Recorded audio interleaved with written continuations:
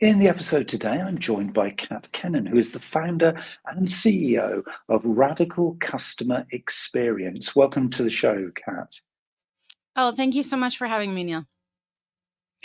Yeah, this is a really hot topic. I mean, we're going to talk about a whole host of things from cancel culture to a really intriguing topic, which is trauma-informed marketing. And I want to get to that point very, very quickly because I think in this current day and age, this is something everybody who is in marketing and communications needs to be very, very aware of because I think this comes into play in so many different sectors.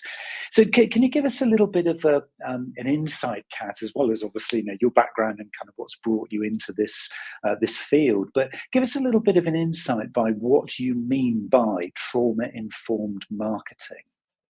Yeah, absolutely. So the term trauma informed definitely comes from the therapy or medical space and is usually about how you speak to somebody that has experienced trauma, perhaps word choice, things that you show them, questions you ask, essentially to avoid triggering somebody.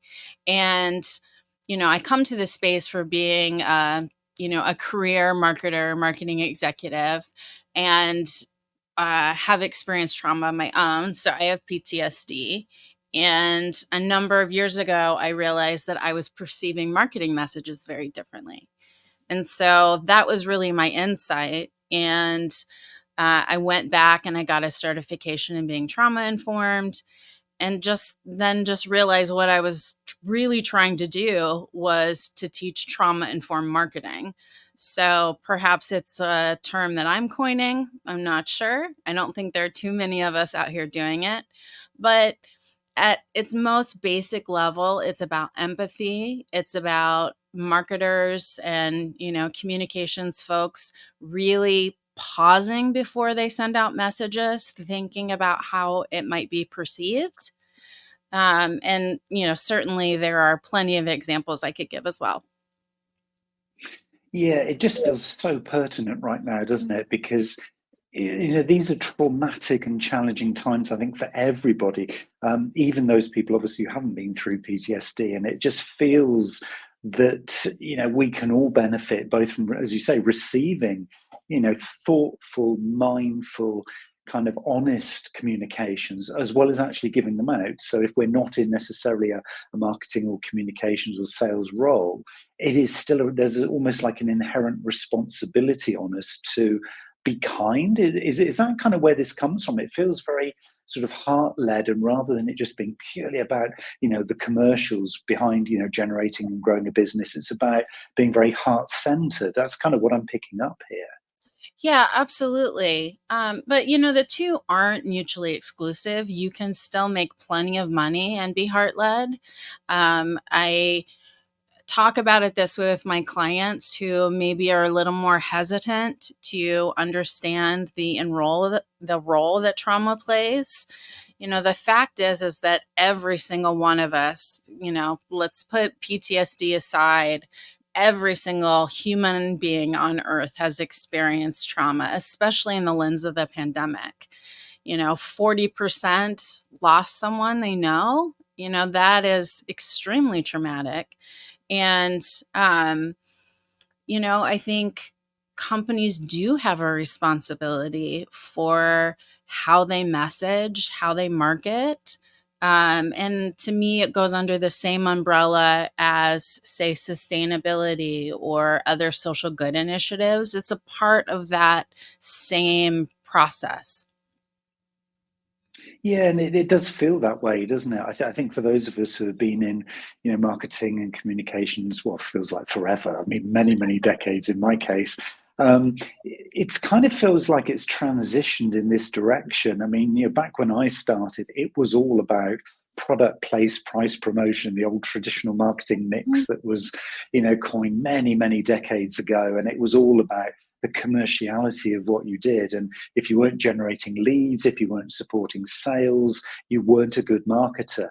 Feels like the role has really changed now. We're kind of custodians of brands. We're custodians of the almost the honesty of a message, so that we can build those kind of. And I coined the phrase whereas you're talking trauma-informed marketing, I've coined the phrase, professional intimacy, much as you develop a personally intimate relationship with a loved one. This is about the professional equivalent of that. And it feels that this fits in beautifully with that because I think people see through brands and see through marketing that is clearly just focused on the sale really and just on the commercial element. We as consumers, we as business decision makers, it feels like we want and we need so much more now, doesn't it? Are you seeing that play out with your clients? That kind of approach of the depth of the relationship becomes everything. Yeah, absolutely. I mean, typically I work with more consumer facing brands, but, even in the B2B space, when you pick up the phone or send an email, at the other end is another human being who, if you take time to get to understand who they are as a person, will remember you and likely give you business in the future when they've moved on. And, you know, it's not all about money by any means, but it is an element. I think I have a lot of empathy for for brand side marketers yet because there's so much outside pressure, whether it's from the executive team or the board or Wall Street or whatever. It all of those outside pressures are still sort of thinking about price promotion, and um and there's just a lot of pressure. So the time to think about new strategies and tactics is just not always there outside of perhaps like a new technology or new network, right? Then you have to do the latest thing. So there's a lot of pressure on marketers. And I always try to remember that when working with clients because it's a transition. I think people inherently understand empathy at some level, at least personally, but bringing it to the business space is a difficult transition. It feels like there's this kind of groundswell of support for what you talk about there. I mean, if you listen to people like Gary Vee, Stephen Bartlett, some of these big names who are constantly banging the drum for empathy. I mean, Gary Vee's been talking about this forever. It Mhm. feels that now is kind of the right time that we start to almost believe in this because there's a huge thing here about almost shifting the consciousness of marketing away from. I think you talk about it as being sort of fear-based techniques where we're kind of using it was almost like a carrot and stick where you beat the customer down till they're kind of like pleading for air and then you kind of say, but I've got a solution for you and here it is and buy this. It feels Yeah. like there's a much kind of more wholesome way of doing it. Do you feel Mhm. this is where kind of empathy sits here? It kind of takes us away from that need to, position fear as part of the message because that feels really ugly these days, doesn't it? It absolutely does. And again, these are these techniques that have been around for decades and decades. Like we were all taught as marketers to create urgency. And the easiest way to create urgency is certainly by using fear. You have a limited amount of time, there's a limited quantity. You have to keep up with the latest influencer. And all of these negative messages are are really dangerous, psychologically speaking. We are in the middle of a mental health crisis. It's only getting worse. There's kids getting on social media younger and younger and surrounded by the negative messages. But yeah, there's another way. So, take an example of maybe a product you have that's just really selling like hotcakes. You're so excited and you want to keep sending out messages about it and keep those sales going. But you want to create that urgency, like there's only so many left, or perhaps it's a limited edition, right? You can take that same data and flip the message. I think beauty brands are great at this, where, they might say, these are our customer favorites this month. It was just softening the message and reframing it. But, at the end of the day, you are still reacting to what your data is telling you. And that's fine. There's nothing inherently good or bad about data. Yeah, and I think certainly that evidence base starts to build that confidence that this can work, doesn't it? Because, Mhm. it's all very well Neil and Kat saying, okay, this is a great way of doing it. This is what you should be doing. It feels right. We're kind of, advocating this really positive, love-based, heart-centered message. And you get somebody there who's in a very, very hard end sort of commercial environment saying, yeah, guys, all sounds nice, but it's all just a little bit kind of fluffy and it's just a little bit too kind of wishy-washy. We actually have to base this all on hard evidence because I'm not going to get this through my management team. They're not going to agree to this almost change in direction, even if it's not a Mhm. complete pivot. It might be just a change in direction and message. I mean, how do you broach that with an organization? Because if they've always been doing it in, let's call it the old school way of Yeah. marketing, how do you kind of broach that conversation? How do you even get onto get this onto the agenda? Because it's hard, isn't it? Yeah, absolutely. I mean, I've built something that really can show brands or investors for that matter, which can be very, very matter of fact, um, how customers are really perceiving that brand, or how consumers as a whole. And, if I'm sitting back in an investor chair or a CFO and purely thinking about numbers, but suddenly I know that like a majority of my customers aren't happy, that's a huge red flag. So, it puts the brand in a place of being proactive. And, also if you think about those other sort of social good issues that we talked a few minutes ago, whether it's, go back 10 years in sustainability or ESG, right?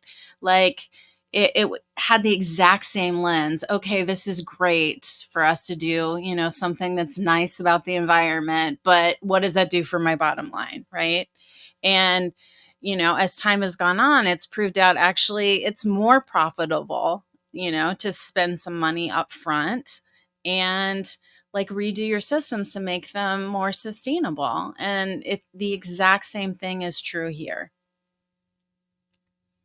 Yeah, and it is it's interesting the way you describe that because I think it's about building the confidence, isn't it? That, being evidence based, being very much around, the perception of how the customer is responding to you. Because often we can get caught up in the sales numbers, and particularly if you're an organization, B2C, B2B, that is very kind of sales led, you can almost, as a marketer, just get swept along in, what I guess what the essence of the monthly meeting is, which is all about: are we actually achieving our numbers? What's the lead pro forma for next, for next month? Where's the next campaign coming from? And almost kind of forget that actually we're building brand too. So yeah, short term, we're all in business, we've all got to hit the numbers. But do you think what we're talking about here more about the kind of medium to longer term, I guess, sort of assurance that the brand is going to be meaningful in that kind of time frame, rather than almost worrying too much about, is it going to happen today? Do we need to be patient with this? Because it feels there's an element of patience required. Yeah, absolutely. I think that's true. And, really, if you speak to any marketer, we know that it's normally not immediate results from marketing efforts, right? There is time that it takes to implement new initiatives. And, whether that's the latest, social media or tech network, right? Or, you know, empathy, which we're talking about here, yeah, it does take a little bit of time, but brands can see like, at least an intermediate return. And aren't you really talking about, being a brand with long term sustainable growth? That's going to make more money in the long run and, make all of those tough number folks, right? Whether it's investors or, executive management, a lot happier and make them a lot more money. So, yeah. Mm. Yeah, I think that's the key thing, isn't it? It's about balance, and I find doing a lot of these podcast conversations, which is so good because it just reminds you of the right way to do stuff. And even somebody super experienced like me, you do get almost caught up in your own kind of little net of just favorite stuff. And actually, when you can take your foot off the gas just for a moment and think, okay, now actually, why am I here? What am I doing? Where's the most value being added? I always find I come back to this thing of balance. And it feels what we're talking about here is balance. It's balance of crafting the right kinds of messages for today, but also then for tomorrow, talking internally about the right kinds of things, not just sales, not just the numbers, but actually the essence of the brand. And it's just a really helpful reminder of how to do this stuff right, because some of the textbooks really don't cover what we're talking about here, do they? This is almost kind of like the new kind of era or the new dawn of marketing, where we've got AI, we've got metaverse, we've got Yeah. sustainability, as you say. This Yeah. one feels like it's kind of at that level, though, doesn't it? In its own way, it's not going to go anywhere, is it? Because it's important for the future. Yeah, absolutely. And, there's nothing inherently wrong with any kind of technology, even AI, right? Like, use AI writing tools to help, your writing, maybe at least with a first draft, and make sure it's more empathic. Make sure that you're showing more compassion. Like, that's something that if it's brand new to you, you know, put your copy in there that you've created a million times, and say, hey, chat gpt or like whatever tool you're using, like, rewrite this for me with empathy in mind, and you actually will get something that at least sparks an idea. So again, like, technology, data, all of these hard, like, cut and dry things are neither inherently good nor bad, but you can lean into them to be kinder, and I think that's really critical. Yeah, I love that, Kat. That's a really nice sort of simple example, and really, really sound advice of kind of getting started here. Because one of the things I was going to ask you was, where do you and how do you get started? And I think you've kind of answered that question without me even asking it, which is great. Because it is about kind of testing out, isn't it? And just sampling and seeing. Because I think for a lot of us, this is new stuff. And it's kind of, Yeah. okay, so how does an empathic version of what I do look? How does it feel? How does it sound? Am I going to be taking my brand, completely left field? And is it going to look and sound completely different to what I've done before? And so Yeah. this allows you to do that kind of before and after comparison very, very quickly, doesn't it? Because as we know, ChatGPT, it gives you the result almost instantaneously. So Yeah. it's not complicated. It's not hard to do this, is it? Or begin it. No, no, not at all. And oh, how perfect. Why don't you do an A/B test, right? Like, maybe you're sending out an email, and why don't you compare the copy you would normally write, or, versus something that has a slightly more empathic lens, or perhaps like create like a mini campaign that, has a more empathic message. Like, one of my absolute favorite examples is, well, certainly around any kind of holiday throughout the year, because, we know holidays are so important to brands in terms of revenue. But take, say, a Mother's or Father's Day, right? Where, a lot of us have lost a parent, or perhaps are estranged from a parent, or kids, right? In either direction. And, I've seen a number of brands do this. The first was a Brooklyn, New York based brand called Uncommon Goods. And actually, I saw Etsy and Ancestry do this year. But it's a message that's, along the effects of, hey, we know this time of year can be tough for many of you. Click here to opt out of our Mother's Day messaging, right? And that is just, it's like you almost hear like the angels choir as the consumer, right? And, I know the first time I got a text message from Uncommon Goods that said that, it was the first Mother's Day without my mom, right? And as a customer, and like, you know, a huge advocate of that brand, right? For well over a decade. I was like, wow, they really see me, right?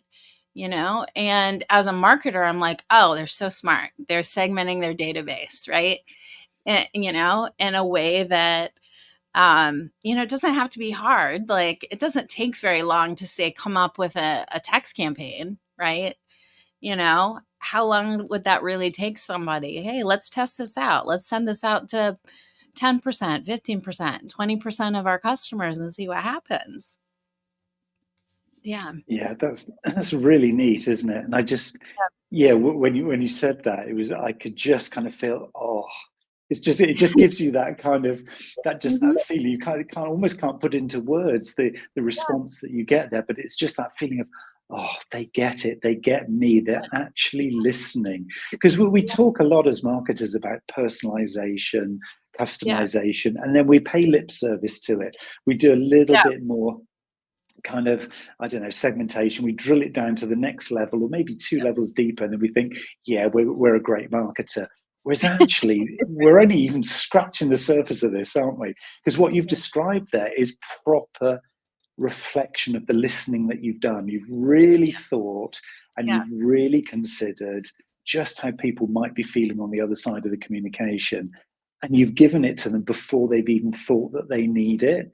But of course, in Yep. that lovely example, what is not to like? I mean, you've bought into that brand then for life, haven't you? You're not going to Yeah. go anywhere Absolutely. else. Yeah. That's a I game mean, changer. maybe before I would have said, "Oh, I'm a brand advocate," in the marketing way that we we say, right? "Oh, I love Uncommon Goods." But now, I'm waiting for my check from them. I talk about this example so much, but yeah, absolutely, and it doesn't have to be hard. And, it's also a really great way to avoid getting in hot water. I think, as marketers, every time there's like a big PR crisis on behalf of a brand, or they've, I don't know, put out an ice cream for Juneteenth, Walmart, or more recent examples in the US with Target or Bud Light, like, I know if you're sitting there as a marketing manager, director, CMO, you're like, oh, thank God it wasn't me, right? And and the way you avoid it is just to think about how things can be perceived by all of it. This is where like demographics and psychographics is important. Usually it's, really scratching the surface, like you said. But are we really thinking about all of our consumers? Whether, whatever kind of diversity and inclusion, like, unless you're really thinking about it, you can't do those initiatives. And so on one side it's empathy, on the other it's really inclusion, and they're two halves of the same coin. Yeah, they are, aren't they? And I think this is again moving into an area that a lot of marketers are still really on a journey with because it gets complicated. I mean, I feel it's complicated. I've been doing this stuff for a long time, and it gets complicated. And almost there's a sensitivity in it that I can't get this bit wrong because as soon as I step outside of what I know is really, reliable in its kind of safe ground, it's what everybody in our industry talks about. I don't really want to step out beyond the boundary of just safe, talking about my product and my service and Yep. staying in that kind of traditional sales kind of mode. As soon as Hmm. you step outside here, it is actually, if we're being really honest, well, you can challenge me, Kat, but from my perspective, it is actually it's dangerous ground. It's almost like you could step on a mine at any point, or you could, Yeah. go into the quicksand very, very quickly. And it just feels a little bit kind of yikes, it's gonna catch me out. Yeah. How do you kind of encourage somebody if there's a marketer who's feeling that no, it is definitely the right thing to do, but Yeah. I'm just too nervous to step beyond my Yeah. safe boundaries or off the tracks that I know are going to work. And okay, I hear I can use GPT to kind of see if it sounds right and stuff. But I think if I was to press publish or post, I'd be stepping into an area that I'm not comfortable with. Even Mhm. though it's evidence based, how do you get somebody through that level of fear? Yeah, absolutely. I mean, I think that by I mean, it really comes to cancel culture, right? This is I lost my train of thought for a second. So you know, I think the last study I saw was like over 40% of executives are terrified of saying or doing anything, almost about anything, not even trying anything new, right? It's just flat out don't want to talk because they're afraid of stepping in it, right? And I think the most important thing to do is like retreat into who you are as a brand, right? Like, what do you really stand for? You know, go back to like your Simon Sinek and start with why. Like, why do you exist as a brand? Because, you know, the time of, say, cause marketing or donating a share of your profits is over unless it is very specifically tied to the DNA of the brand. Like, you can't think about Patagonia without thinking about sustainability. They are, you know, one and the same. So I think that's a huge help because if you then are trying a new tactic, but it's rooted in who you are as a company, you're much less likely to get into trouble. And you know, really understanding who your consumers are and how they feel about you. Certainly. So if somebody's kind of with you on that one and they say, "Yep, Kat, Yep. hear what you're saying. I'm willing Yep. to give this a go," then okay, I'm going to take those first few Yep. steps. And what actually in reality is for most brands and most marketers, what actually is the risk in here? Because I would imagine, and again, guide me here with Yep. this one, but I would imagine really what's happening is that we're storytelling to ourselves to build the fear to kind of then not do something, whereas actually the reality is, well, it asks and begs the question, what's the worst that's going to happen? Because for Yep. most of us, we're not going to be cancelled, really, are we? Let's face it. Yeah. For most of us, Yep. it might be a little rap on the knuckles where they say, you stepped too far. That was just a little bit Yep. outside of brand. Yep. Don't do it again. Okay, I won't do it again. And then you're kind of back to, Yep. square one of, personalization, customization and stuff. It's Yep. very unlikely that any one person listening to this is going to be absolutely ostracized from their industry, from the world of marketing, or from their business. Really, in Yep. reality, is it? Yeah. Yeah, that's absolutely true. And, you know, on behalf of a brand, you know, where we've seen, you know, companies sort of stand up for what they consider to be right, whatever that is, right? You know, maybe they do take a temporary hit, you know, and there is some uproar, right?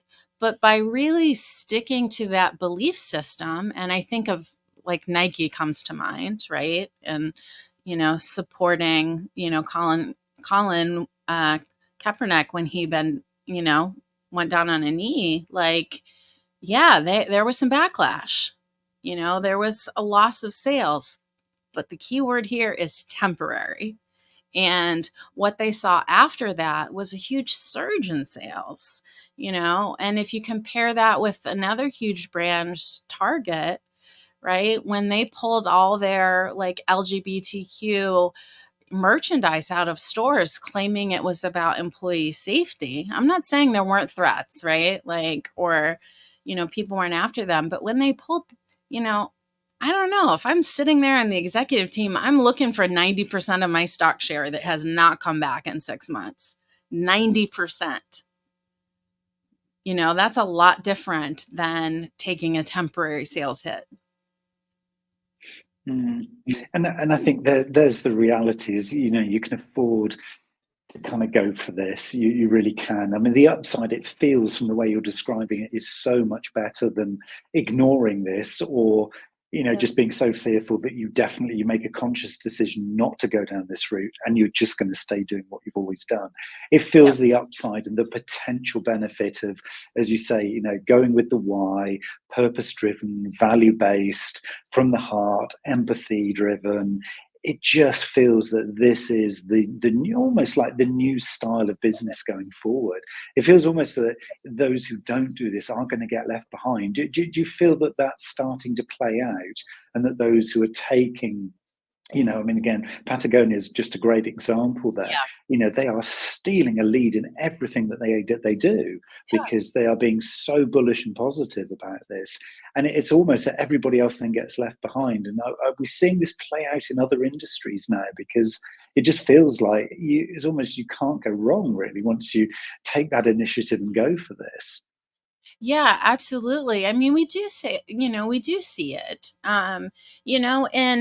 And sometimes you see it in brands that maybe aren't quite as public about it, but right now Salesforce comes to mind, where yes, they are very public about the amount that they donate or the amount of time they give employees, to support whatever efforts that they want to outside of work. But I think about an example where 10 years ago they decided, hey, we're not doing any business with any ammunition or gun manufacturers. Done. We're just not doing it. It doesn't represent who we want to be as a company, and they've stuck to it. And I think for those of us who realize that, like, wow, like that's an incredible thing. So obviously they are in a very different space than Patagonia, and yet they're leading the way. Like that's why they're like, what, the world's biggest company now, or at least one of the world's. It's by sticking to your guns about things like that. Ha, look what I did. Yeah, and I mean, that's just a lovely reassurance, isn't it, for those of Yeah. us in, obviously much smaller organizations, making probably less of an impact, but in our own little ecosystem, still, almost drawn to do the right thing. And I used the word earlier, wholesome, and somebody used this a few years ago with me, and it's really stuck with me as a word. Just do wholesome marketing. Wholesome, in other words, considering the whole, the entirety of all the various stakeholder relationships, but the wholesome bit being, do it in the right way, just do the right kind of marketing. And I think intuitively, most of us, probably not everybody, but most of us know what that actually feels like. So we know the answer. It's just Mhm. having that confidence, isn't it, to just go do it, really. Yeah. Do you have a variety of different kind of tools? I know you talk about things like brand sensitivity score and things like Yep. that. Are there kind of things that, because a lot of people listening to this are going to be the evidence based Yep. kinds of businesses that we talked about before. Well, what kind of tools would you say are going to be the most use to them to be able to take this forward? Yeah. So, I don't want to be, a too salesy, but we have developed here at RCX a tool that, we do call or does calculate a brand sensitivity score. And unlike traditional, consumer insights or, customer analytics platforms that say are all about the net promoter score, which can be a predictor, certainly.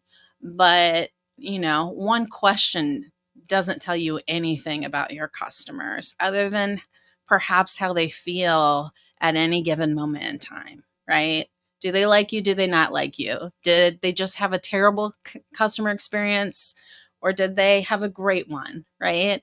And it's going to vary drastically given on the day. And so we've developed a tool all based around psychology and research that brands can send to their customers or consumers as a whole in terms of a survey audience.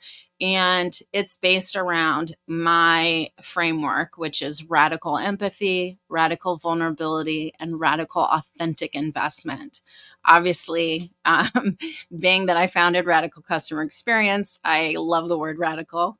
Um, but it is thinking about things in a new light.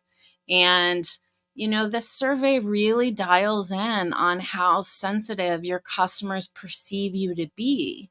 And, for brands that are, or executives that are really scared about being canceled, if you want to get ahead of that and be proactive, wouldn't you rather find out how your customers are really thinking about you and feeling about you? Um, or, consumers as a whole, like how are you really perceived in the market? Because in the research that we've done with consumers, 83%, this is not surprising, and yet to hear 83% of, consumers feel like brands do little to nothing to repair negative experiences. And, it, that plays out even looking at a net promoter score. Look how many like massive, massive brands have negative net promoters, right? Yeah, certainly. Like, wouldn't you rather get ahead of it? And maybe you are an investment firm. Maybe you're looking to acquire a company. I don't know. I would want it as part of due diligence just to really understand how a company is being perceived in the market and how their customers really feel about them.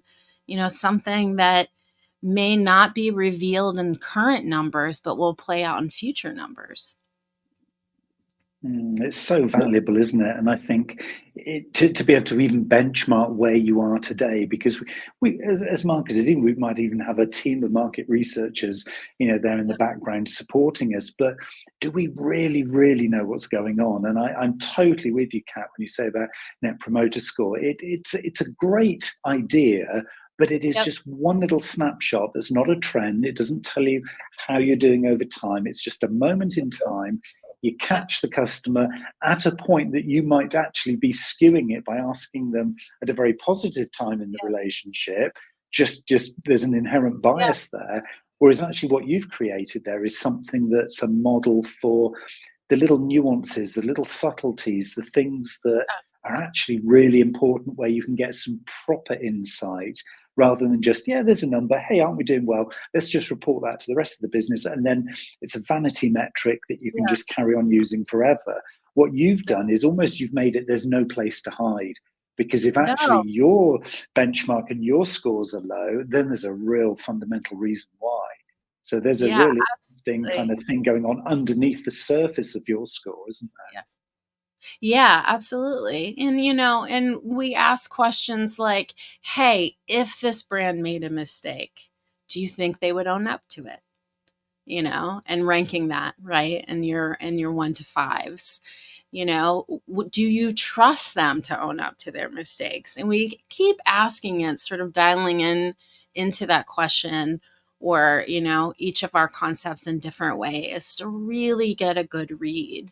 And empathy we've spoken about, we get, but maybe like the word vulnerability outside of security risks is something that's harder to understand in business, but it really gets at what I was just saying. So our two factors underneath radical vulnerability are admitting and apologizing. So when you see a brand make a mistake or step into it or have a PR crisis, one, will they actually acknowledge it? Which isn't always, right? The traditional strategy is just no comment, right? And if they, you know, will they actually apologize, and will they sincerely apologize? We aren't talking about lip service. We aren't saying, oh, we're so sorry we did this. It wasn't our intention. It's really meaning it. And I think that's perceived very differently by customers. And today, like particularly with younger consumers, whether it's the huge range of millennials or Gen Z, or, where Generation Alpha is fast coming up, but they don't give second chances, right? There's one negative interaction with a brand and they're done. So, whereas I think with some of the older generations, and I'm still proudly at least at the tail end of Gen X, but I think that there's a learned helplessness.